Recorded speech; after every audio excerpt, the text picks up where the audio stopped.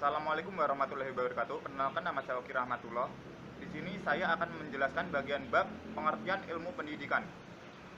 Ilmu pendidikan adalah suatu kumpulan ilmu pengetahuan yang tersusun secara sistematis dengan memiliki metode-metode tertentu yang ilmiah untuk menyelidiki, merenungkan tentang gejala-gejala perbuatan, bantuan atau didikan yang diberikan oleh orang dewasa kepada orang yang belum dewasa untuk mencapai kedewasaannya dalam rangka mempersiapkan dirinya untuk kehidupan yang bermakna bagi dirinya, masyarakat, dan penciptanya.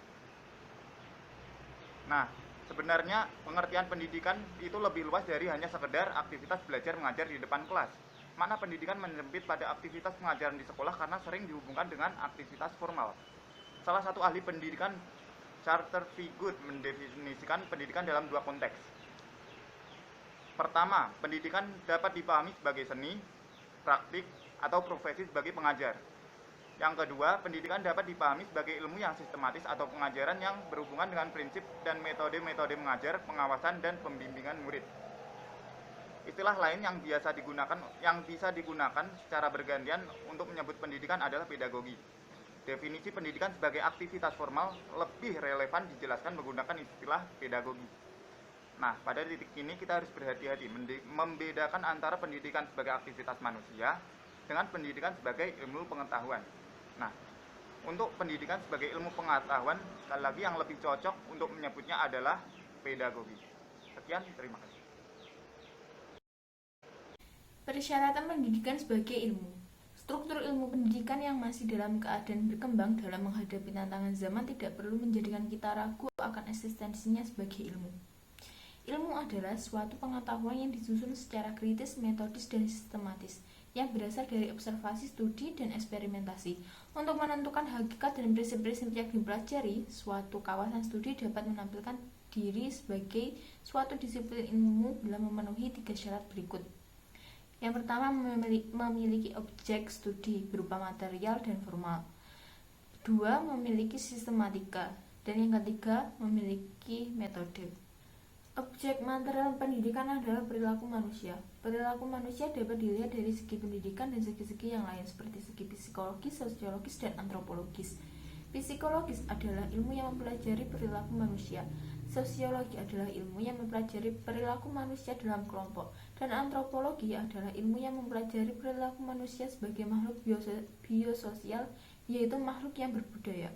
Dari segi lain dan perilaku manusia yaitu sebagai insan politik, insan ekonomi, insan hukum, dan insan sejarah. Jadi yang membedakan ilmu dan ilmu lain adalah objeknya. Objek formal pendidikan adalah menelaah fenomena pendidikan dan semua fenomena yang ada hubungannya dengan pendidikan dalam perspektif yang luas dan integratif. Semua fenomena yang ada hubungannya dengan pendidikan ini bukan hanya merupakan gejala yang melekat pada manusia, melainkan juga upaya manusia untuk memanusiakan manusia yang lain. Upaya pendidikan mencakup keseluruhan aktivitas pendidikan dan pemikiran yang sistematik tentang pendidikan. Syarat kedua bagi disiplin ilmu yaitu memiliki sistematika. Secara teoretik, sistematika ilmu pendidikan dapat dibedakan menjadi 3 segi tinjauan, yaitu 1. Pendidikan sebagai gejala dapat dianalisis dari proses atau situasi pendidikan, yaitu adanya komponen-komponen pendidikan yang secara saling berinteraksi, satu rangkaian keseluruhan kebulatan dan kesatuan dalam mencapai suatu tujuan. Komponen-komponennya antara lain: A. Tujuan pendidikan, B. Peserta didik, C. Pendidik, D. Isi pendidikan, E. Metode pendidikan, F. Alat pendidikan, dan G. Lingkungan pendidikan. Sistematika yang kedua adalah pendidikan sebagai upaya sadar untuk mengembangkan kepribadian dan kemampuan manusia atau peserta didik. Sistematika yang kedua ini menurut Naim Muhajir sebagai berikut. Yang pertama, menumbuhkan kreativitas peserta didik atau pendidikan kreativitas. Yang kedua, menjaga kelestarian nilai-nilai insan. Dan yang ketiga, menyiapkan tenaga kerja produktif. Sistematika yang ketiga melihat pendidikan sebagai gejala manusia sekaligus sebagai upaya sadar mengantisipasi konteks pembangunan sosio-budaya di masa depan. Mukhtar Bukhari menyatakan ilmu pendidikan memiliki 3 dimensi. Yang pertama, dimensi lingkungan pendidikan, dimensi jenis-jenis persoalan pendidikan, dimensi waktu dan ruang, dan syarat yang ketiga bagi disiplin ilmu yaitu memiliki metode. Dalam arti kata, metode adalah cara atau jalan sehubungan upaya ilmiah, maka dapat memahami dan mengembangkan ilmu yang bersangkutan.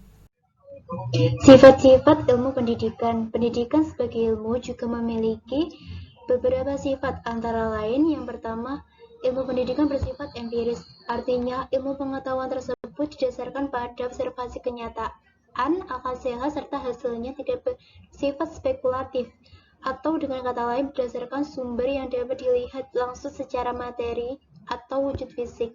Yang kedua, ilmu pendidikan bersifat normatif. Ilmu pendidikan itu selalu berhubungan dengan soal siapakah manusia itu.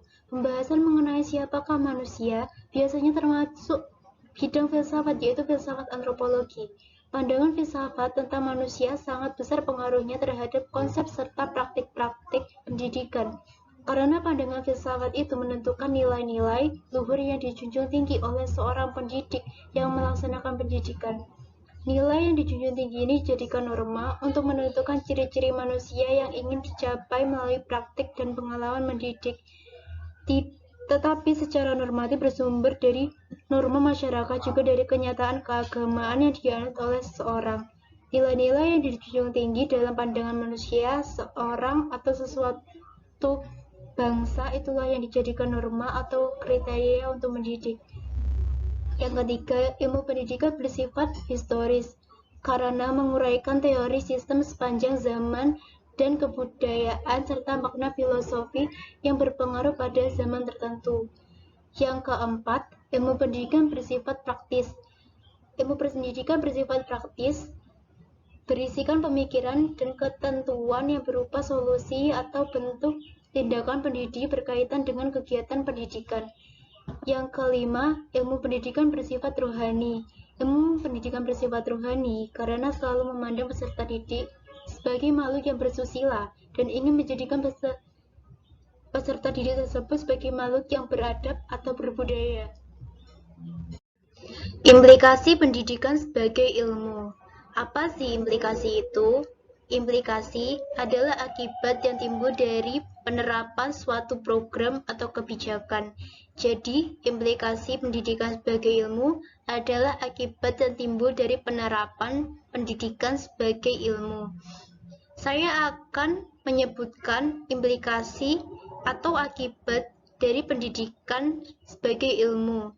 Yang pertama, bahwa ilmu pendidikan atau siapapun yang bekerja dalam bidang pendidikan hendaknya memahami secara konseptual mengenai hakikat pendidikan sebagai ilmu beserta sifat-sifat yang dimiliki oleh ilmu pendidikan.